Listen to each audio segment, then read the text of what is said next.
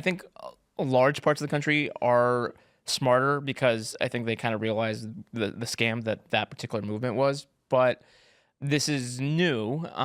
It's the current thing, right? It's the current thing right now. So I don't know. It's really hard to get. I mean, it's like trying to poll an election, right? I mean, and that's easier to do than trying to poll people's reactions to a crazy incident. So I don't know. That's inherent, right? Because it's chaotic by nature. Yeah, I think it's a question of that X factor. Is one of those events going to galvanize people to go to the streets? But secondarily, you remember the kids in cages narrative that literally the cages were built by Barack Obama's administration. That those things being pushed by the likes of CNN and New York Times, they have much less relevance in the discourse today than they did back then, right? They're not driving the discourse anymore. Yeah, I agree. I think that the result of not just the George Floyd riots in 2020, but I think a large portion of it was because of COVID. I do feel like the majority of people that would consider themselves marginally online, I feel like they're far more savvy about the information that's being given to them, that's being offered. I don't want to say that's being shoved down their throat because we do have a lot of options. We can, click away. We can not read articles and stuff. And I look at the information, the landscape as more like offering and people, or like a smorgasbord or like a tapas. You can go ahead and try a little bit of this, try a little bit of that, but people have the option to say, I don't want to read this, or I don't believe this, so I'm not going to. Now, I think that there's a phenomenon where people tend to put themselves into a bubble when they do that. But at the same time, I do think that you don't have the same penetration with a lie.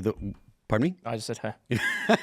Yeah, but you don't have the same kind of penetration with a lie or with a misrepresentation, because you brought up the photo of the Border Patrol. Yep. And before you mentioned it, I was thinking, pictures probably won't have the same kind of impact because we live in an age of video. But then as soon as you mentioned it, I was like, well, actually, no, it was wrong to think that, because that particular picture really did affect a lot of people. But I feel like the picture was backing up a narrative that people already kind of wanted to believe. And there was a whole cottage industry that was pushing that narrative. I don't feel like there's that same, the industry of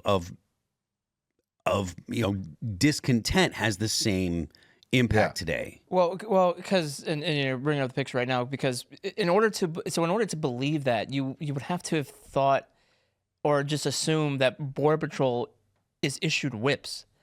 And people didn't stop to think, wait, are they issued whips? That doesn't make sense. Yeah. Like, we never heard of this before. Like this, and of course it was just.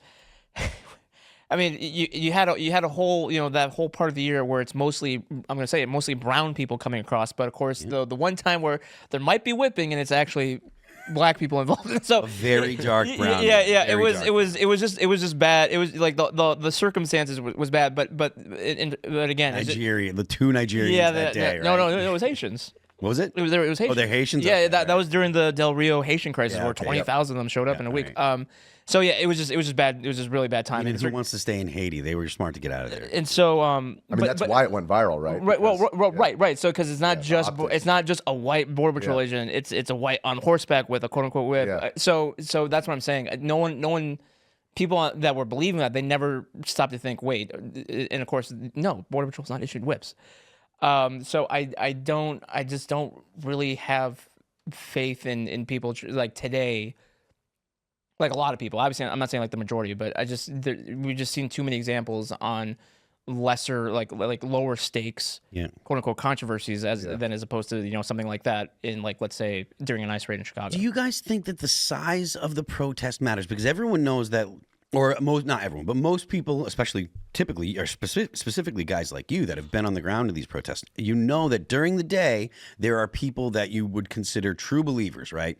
They're there, they believe in the cause, and they're actually there to protest. Mm-hmm. And those people go home, and the people that are looking to smash things, get buck wild and stuff, those are the guys that either come out at night or they come out later in the day. And that's when the problems start, when riots start, when it becomes people that are fighting the cops and stuff. And if I'm off base here, please, like I said, you guys have been on the ground, but that's my impression. Yeah. Is that the case, or?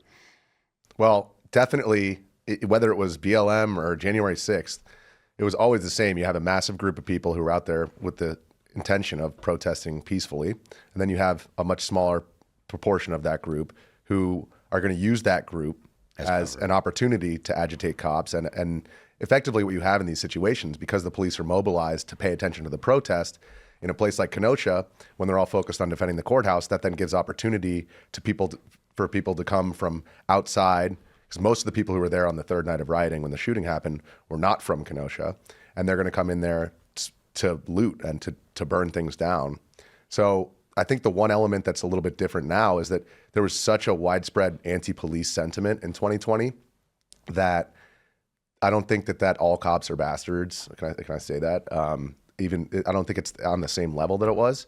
With that being said, to answer your question, if you have a large group of protesters, it only takes a very small proportion of them to get the pepper spray out. And once that happens, a lot of those people who are out there with good intentions turn into lizard brains. Thanks for watching this clip from the Culture War podcast. We're live every Friday, 10 a.m. to noon. So subscribe and come hang out.